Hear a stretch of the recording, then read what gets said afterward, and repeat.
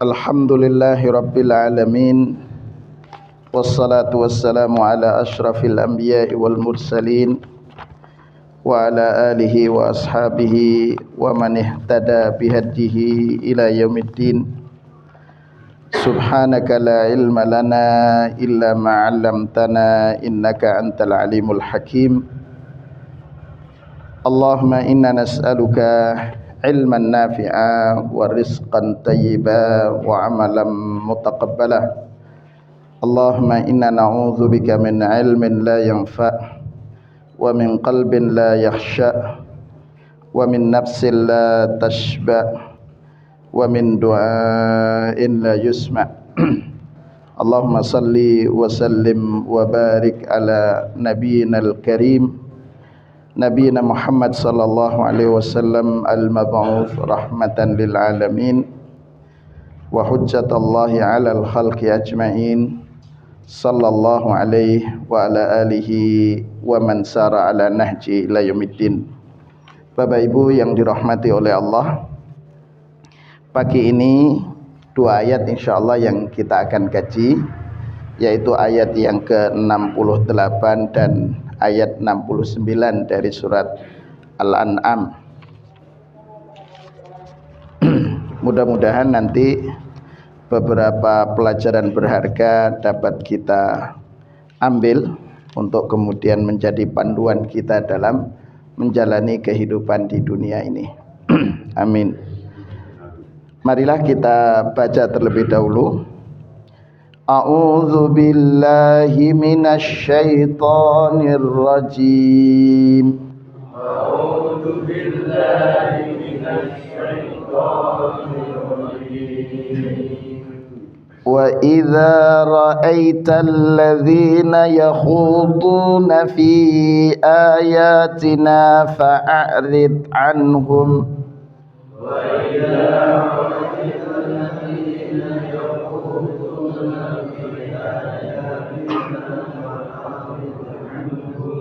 fa'arid anhum hatta yakhudu fi hadithin ghairih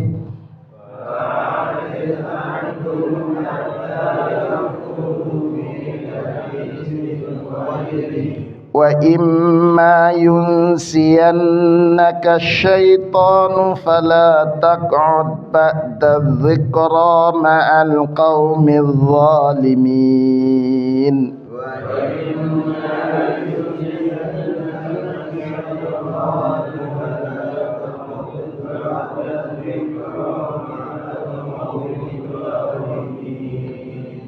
وَمَا عَلَى الَّذِينَ يَتَّقُونَ مِنْ حِسَابِهِمْ مِنْ شَيْءٍ وَلَكِنْ ذِكْرَى لَعَلَّهُمْ يَتَّقُونَ.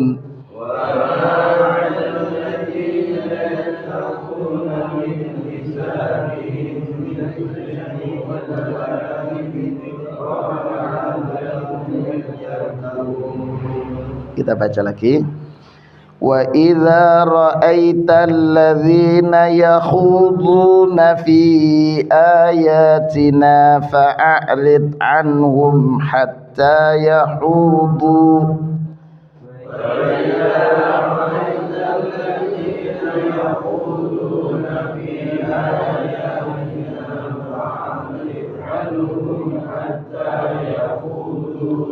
فأعرض عنهم حتى يخوضوا في حديث غيره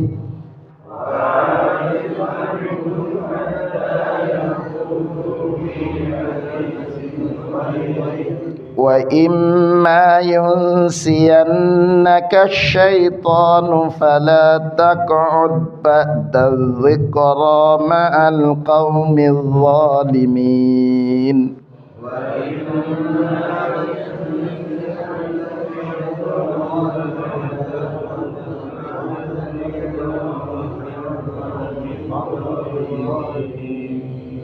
وما على الذين يتقون من حسابهم من شيء ولكن ذكرى لعلهم يتقون.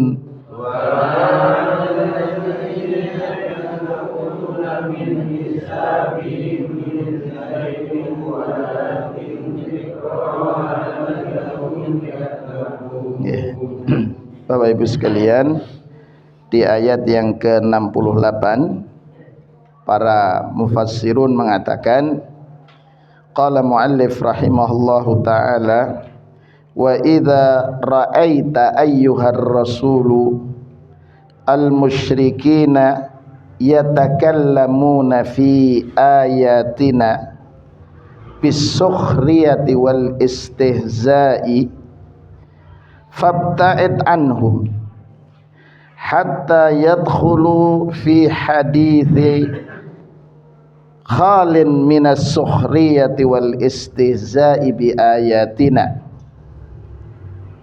wa idza ansaka syaitanu wa jalasta ma'ahum thumma tadhakkarta faghadir majlisahum wala tajlis ma'aha ula'il mu'tadin.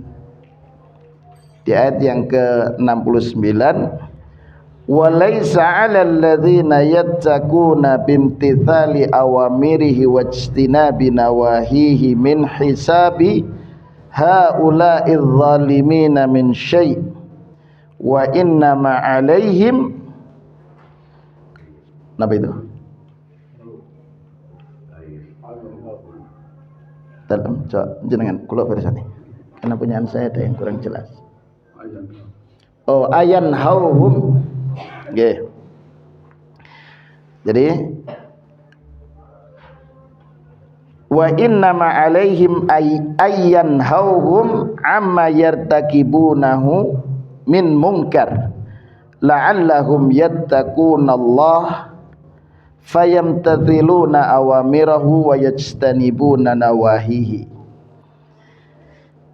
Di ayat yang ke-69, wa idza ra'aita ayyuhar rasul, jika engkau wahai Rasul sallallahu alaihi wasallam melihat al-musyrikina, orang-orang musyrik, apa yang dilihat? Yatakallamuna fi ayatina, mereka berbicara, orang-orang musyrik berbicara tentang ayat-ayat Allah, tetapi pembicaraannya bisukhriyati wal istihza, dengan mengejek, penuh dengan celaan, jadi mengejek, mencela, mempermainkan, gitu nggak? Maka fabta'id anhum, menjauhlah dari mereka, hatta yadkhulu, sampai kemudian mereka masuk dalam pembahasan lain, ya, fi haditsin, dari pembicaraan lain, khalin minas sukhriyati wal istihza, yang tidak ada sedikit pun unsur pelecehan, penghinaan, meremehkan dan lainnya. Wa idza ansaka syaitan, tetapi jika engkau terlupakan oleh setan, jadi lupa duduk bersama mereka padahal mereka berbicara tentang hal-hal yang mengejek ayat-ayat Allah, gitu nggih. Maka kata Allah dalam tafsirnya ini dikatakan wa jalasta ma'ahum, engkau sudah duduk bersama mereka, tsumma tadzakkarta, kemudian engkau ingat tentang teguran Allah, tidak boleh duduk bersama mereka, maka faghadir majlisahum, tinggalkan ruang rapat mereka, ruang pembicaraan mereka. Kemudian jadi wala tajlis ma'aha ulail mu'tadin, dan jangan pernah duduk bersama mereka, karena mereka masuk kategori orang-orang yang melampaui batas.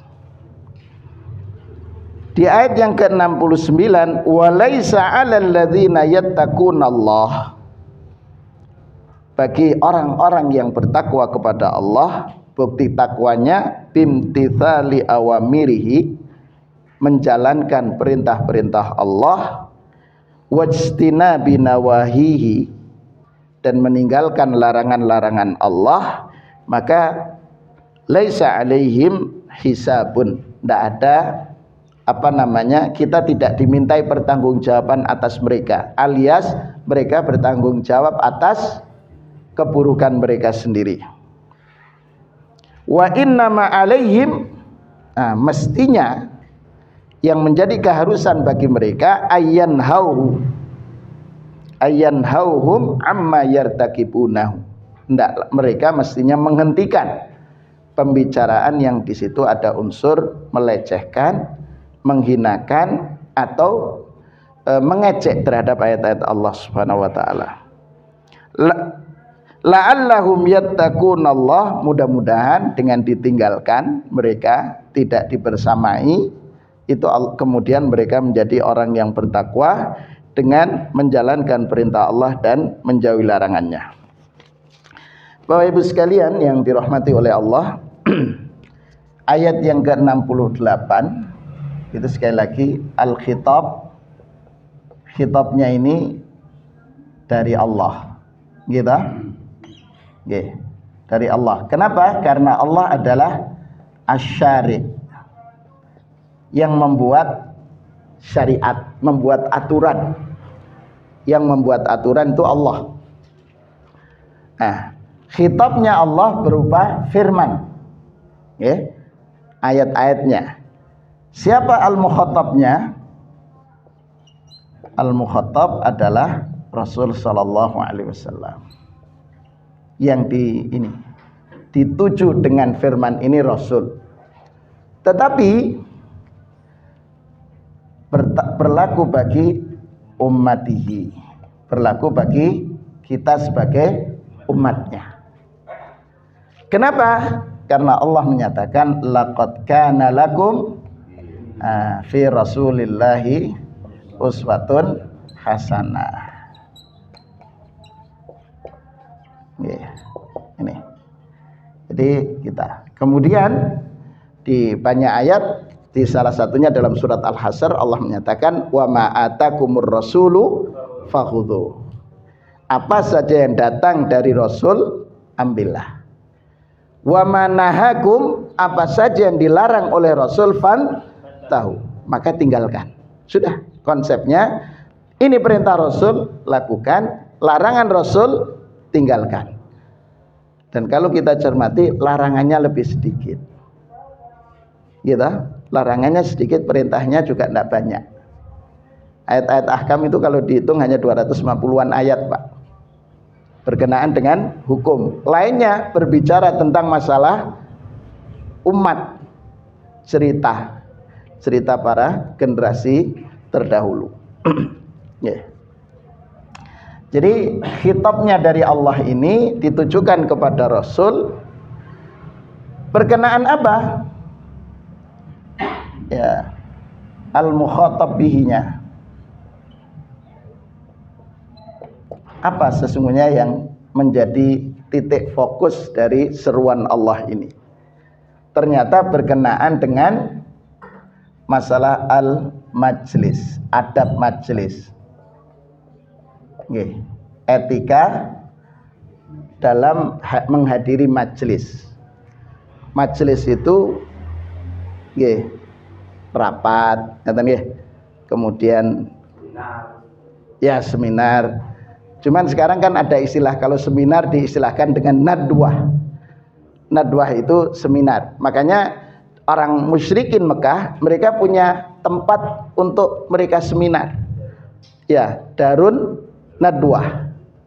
Itu tempat mereka seminar. Orang-orang musyrikin. Gitu. Majelis permusyawaratan rakyat. Yang memusyawarahkan tentang urusan rakyat. Atau karena mereka mewakili rakyat berarti cukup. Gitu. Al-mukhatab bihi.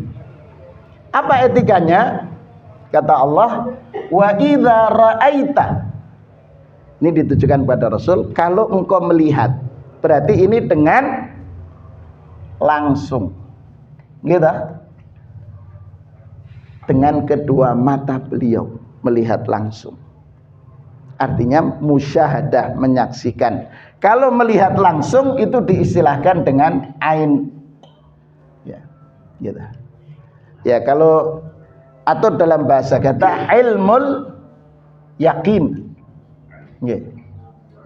Nggih. Kemudian istilahkan hakul yakin. Ilmul yakin. Itu berarti menyaksikan langsung. Jika engkau melihat. Siapa? Alladzina yakhuduna fi ayatina. Orang-orang yang berbicara, membahas tentang ayat-ayat Allah. Okay.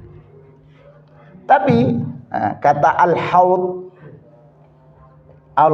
itu penjelasan para ahli ilmu, itu membahas tentang ayat-ayat Allah tapi mereka tidak punya ilmu, atau mereka memiliki ilmu tapi justru pembahasannya untuk melecehkan ayat-ayat Allah. Misal tahun 90-an. Nggih. Itu Dewan Dakwah itu punya majalah. Nggih. Yang kemudian bagian ada namanya Sumargono. Nggih. Sumargono SE yang sering dipanggil Gogon. Gitu nggih. Itu orang yang paling mengikuti terus perkembangan. Di saat itu ada satu partai politik, ya, ada satu partai politik yang menyatakan di masa-masa kampanye itu dengan menyatakan, mari kita memulai membaca ayat dingklik, ayat kursi maksudnya Pak. Ayat kursi kemudian dibaca, mari kita membaca ayat dingklik. Itu Pak. Wah, ini Sumargono dapat informasi itu langsung membuat respon, dan Dewan Dakwah dengan membentuk lembaga bantuan hukumnya mempermasalahkan itu. Dan saat itu langsung seruannya oleh Dewan Dakwah adalah agar partai politik yang dihuni orang semacam ini tidak dipilih umat Islam. Jauh Pak, jatuh. Sekarang banyak partai politik, ada beberapa partai politik yang kemudian melecehkan ayat, mendukung yang sifatnya kemungkaran. Tapi anehnya juga masih banyak yang nyoblos itu. Itu kan aneh. Aneh gitu kan. Kenapa? Berarti masalahnya adalah al-wa'yul islami, ya, kesadaran berislam minus. Ayat al-wa'yul islami. Sekarang itu kan, itu kan ada yang mencoba mengusulkan untuk menghapus SKP 3 menteri itu, Pak, untuk pendirian rumah ibadah, dan menganggap keberadaan FKUB, Forum Kerukunan Umat Beragama, ini tidak memberi efek apapun, hanya menjadi kedok bagi kelompok mayoritas, gitu bahasanya. Sehingga mereka mengusulkan SKP 2 menteri ini dicabut. Bahkan di salah satu kota di Jawa Timur mengusulkan menyusun raperda menolak. Jadi cukup untuk disahkan oleh satu orang, dari dimanapun bisa mendirikan, siapapun bisa mendirikan rumah ibadah. Gitu. Dan ketika ngomong itu, jenengan lihat, jenengan cari, sudah di YouTube atau YouTube Mini, terserah itu, jenengan persani. Itu nanti kan kelihatan sorot wajahnya itu sorot wajah orang yang benci terhadap agama Allah. Padahal dia agama. Dan anehnya ketika dalam kondisi sekarang, anak dari tokoh tokoh yang dianggap sebagai tokoh umat itu kemudian dipasang di mana-mana. Untuk apa? Mencari dukungan dari kaum muslimin. Kalau kita punya al-wa'yul islami, tinggal orang semacam itu. Tinggalkan, jangan dipilih. Begitu kan? Tinggalkan mereka. Meskipun itu kerabat. Kul in kana aba'ukum au abna'ukum. Ya kan? Tinggalkan. Kalau mereka tidak, ini kesadaran berislam kita Bukan ini kemudian ini politisi agama, mboten Pak. Kita menyampaikan seharusnya sebagai seorang muslim itu begitu. Gitu. Kenapa? Karena muncul sekarang yang biasanya tidak jilbaban juga sudah mulai pasang jilbab. Pakai jilbab untuk mengatakan ya kita adalah konco sak lawasi. Itu kan? Begitu. Jadi etikanya Bapak Ibu sekalian kalau terkait dengan ayat ini, alladzina yakhuduna, mereka yang berbicara dengan ayat-ayat Allah ya, tapi dengan unsur istihza was sukhriyah. Jadi khaud di sini tapi ada al istihza. Ada pelecehan, ada as-sukhriyah. Ya meremehkan. Gitu. Maka apa etikanya? Fa'arid anhum. Udah. Tinggalkan mereka ini. Ya, kalau bahasa sekarang walk out, WO, nggih. Keluar dari apa? Gitu. Keluar. Untuk apa? Memperingan pertanggungjawaban kita di hadapan Allah bahwa kita itu sudah berjuang, tetapi jumlah kita tidak mampu, ya sudah. Yang Allah nilai adalah kesungguhan kita untuk memperjuangkan. Begitu. Bukan berjuang dalam pengertian beras, baju dan uang. Nggih. Senes itu. Betul-betul berjuang. Ya ini, fa'arid anhum kata Allah. Gitu.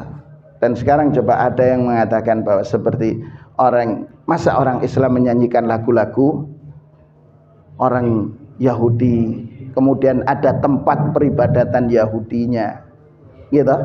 Kemudian mengotak-atik ayat, ya, mengotak-atik aturan Allah, aturan Rasulullah tentang sholat berjamaah. Lah kok kemudian kita masih memberikan pembelaan? Kalau dia secara kemanusiaan, ketika ada bencana kita bantu, karena sebagai sisi kemanusiaan mendukung, mempertahankan itu problem. Gitu. Kenapa? Perintah Allah, fa'ritanhum, tinggalkan mereka. Hatta yahudu fi haditsin ghairi, sampai kemudian merubah pembicaraannya, tidak lagi berbicara tentang ayat-ayat Allah Subhanahu wa taala. Ini etika, Pak. Etika kita dalam majelis. Kalau di situ ada orang yang melecehkan. Nah, sekarang orang yang pakai jilbab pun sudah mulai macam-macam, ngeri Pak. Makanya di sini yang harus menjadi perhatian kita bahwa ini etika yang Allah ditujukan kepada Rasul, berarti berlaku bagi kita sebagai umatnya. Jadi kalau kemudian kita umpamanya sedang punya tugas sebagai ronda, jaga malam gitu, kan otomatis di situ ada gardunya. Kemudian membahas tentang apa? Islam itu kok ngomong masalah bank. Islam aturan nih sholat itu, yang penting sholat. Jangan ngomong-ngomong tentang masalah pemerintahan. Begitu. Lah, orang semacam ini kalau dinasihatikan tinggal sudah. Rugi kita ngomong terus. Begitu. Gitu. Tinggal. Tapi kalau memang berdiskusi, berdialog, kemudian kita punya ilmu untuk itu, lanjutkan untuk menarik dia dari kezalimannya. Tapi kalau tidak, sudah ditinggalkan. Gitu. Itu berkenaan. Padahal kalau kemudian kita cermati Bapak Ibu sekalian, dari masa di masa-masa daulah ini saya bahas tentang daulah Abbasiyah saja, mulai Harun ar-Rasyid, kemudian dilanjutkan oleh Abdul Malik ibni Marwan, ada gitu pokoknya di masa-masa ini sebelumnya dilakukan oleh Ma'mun Al-Ma'mun. Itu Ibu sekalian, ternyata untuk membiayai rumah sakit kemudian di tahun 500-an Hijriah itu semua sistemnya itu dari wakaf umat. Jadi ada wakaf memang khusus untuk pendidikan, ada wakaf untuk kemaslahatan umum, untuk rumah sakit. Ya. Itu semua dari konsep Islam. Universitas Harvard apa itu istilahnya. Begini tulisannya, saya tidak tahu itu. Ya. Harvard ya, begini tulisannya. Hah?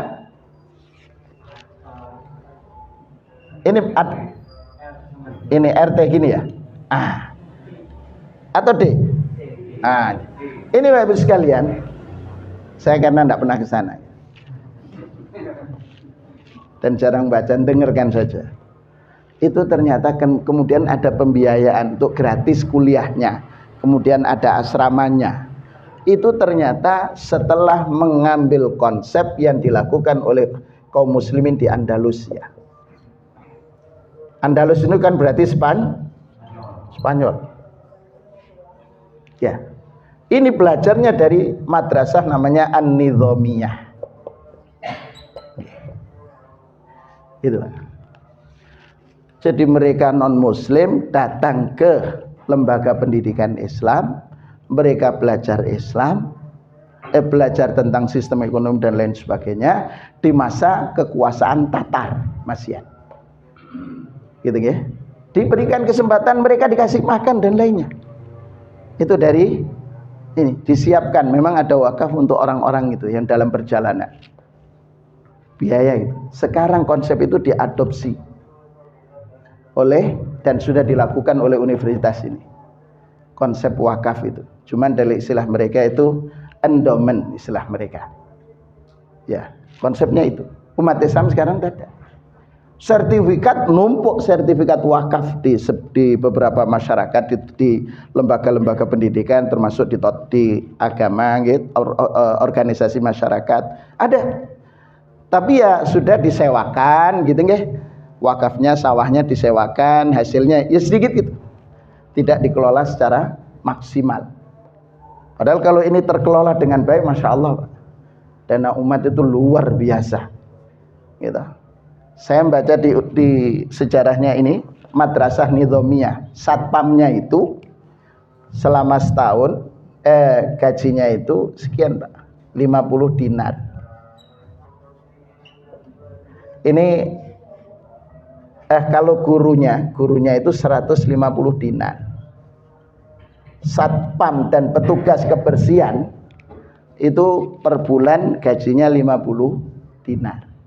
200 juta. Nggih, karena 1 dinar itu kan 4 juta.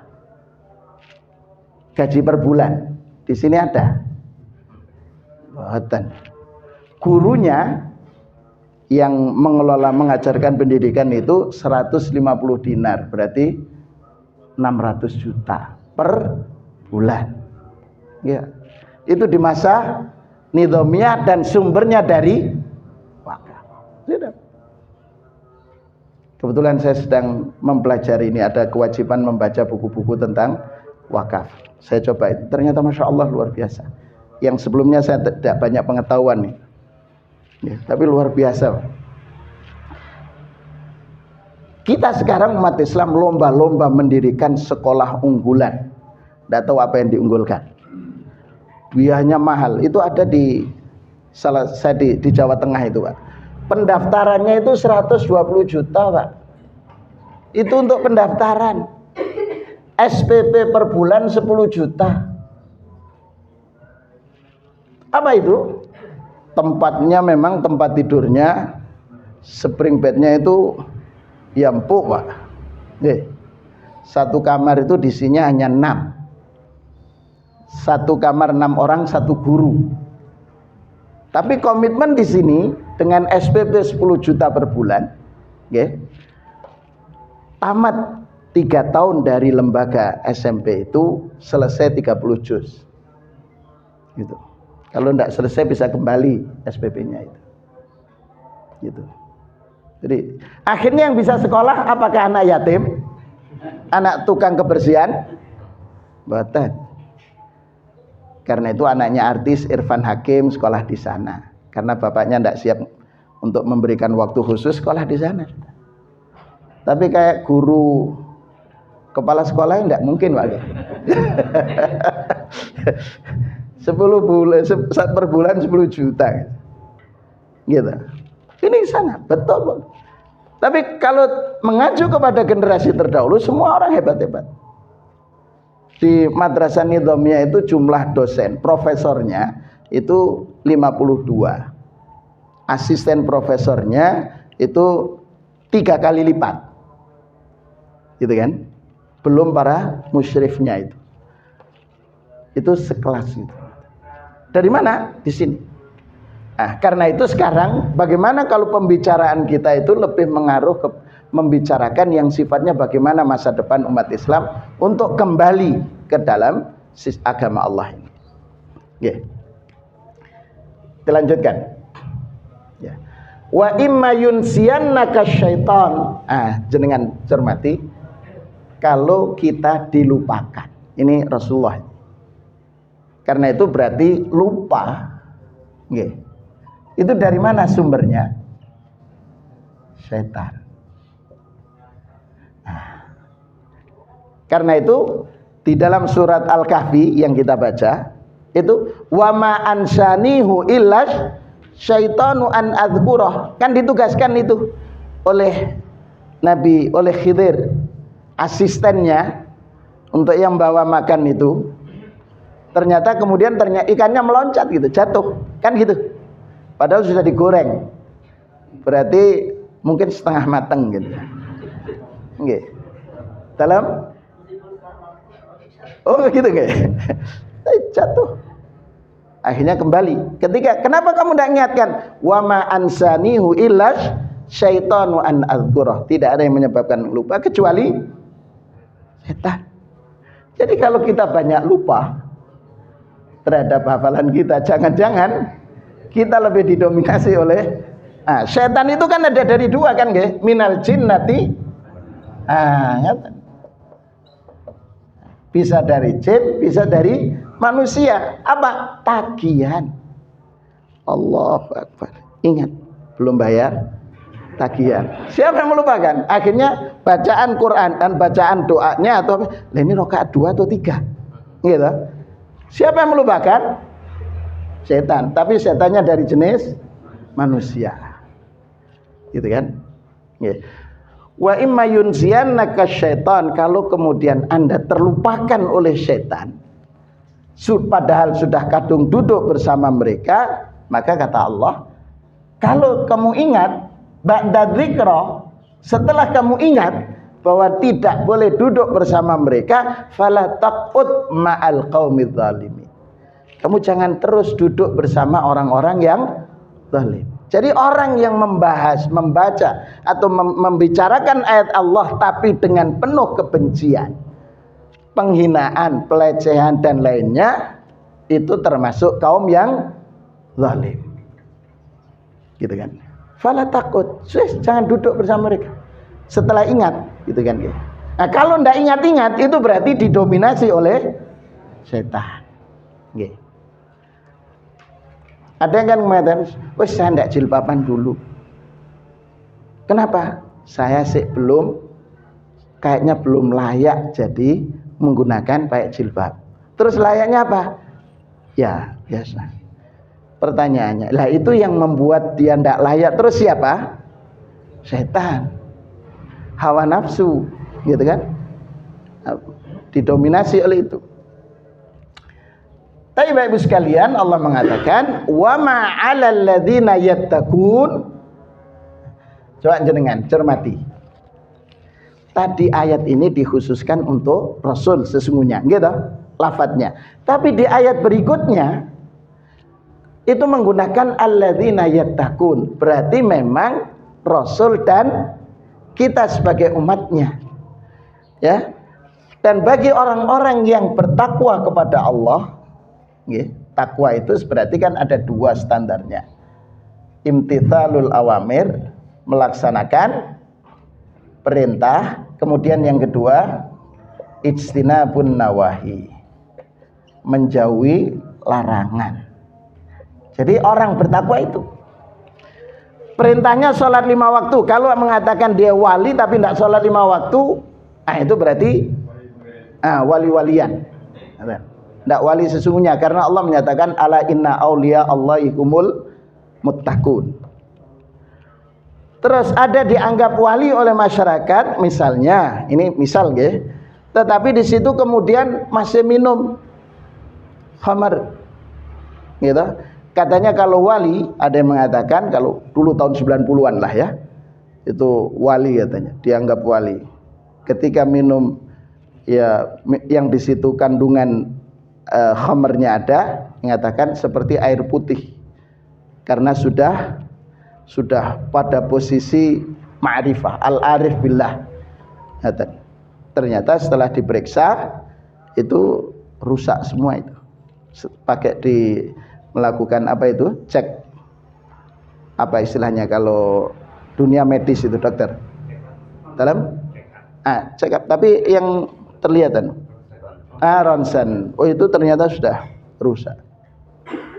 Ya paru-parunya dan lainnya itu rusak. Gitu. Ya itu.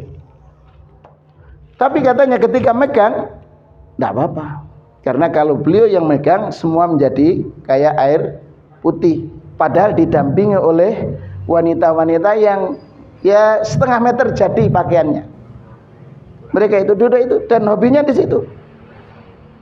Gitu. Itu dianggap wali ketika meninggal, Pak. Sehingga pecinya waktu itu kan ada salah satu perusahaan peci yang menyatakan, "Yai, jenengan sudah pecinya ndak layak ini. Dikasih, Pak, yang baru." Kalau dulu tahun 90-an yang terkenal kan aweng. Itu kan presiden, menteri-menteri kan semua pakai itu kan, nggih. Nah, sekarang aweng di mana-mana. Nggih. Itu contoh pakai. Akhirnya mau si Yai beli ini, mau diambil. Lah ketika beliau meninggal, saat itu Pak, pecinya dicari oleh orang yang ingin menganggap beliau itu sudah wali. Sampai waktu itu tahun 90-an dibeli 50 juta enggak boleh, Pak. Padahal harga dolar kan 2.500. Nggih. 50 juta, Pak. Kira-kira sekarang berapa ribu dolar, nggih? Kalau sekarang kalau saya punya kasih, Pak, buat beli yang lain, gitu. Itu, Pak. Dianggap wali. Subhanallah.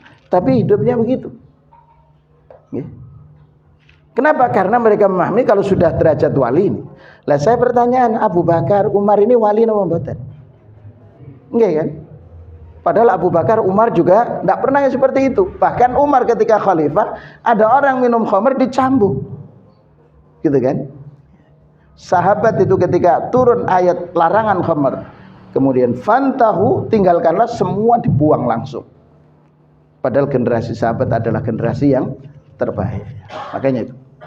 Kata Allah, wa ma'alal ladzina yattaqun, dari orang-orang yang bertakwa ini, bagi orang-orang yang bertakwa tidak ada hisab. Dalam artian apa?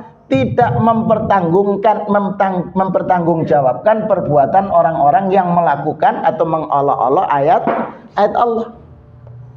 Walakin dzikra, itu sekedar mengingatkan saja.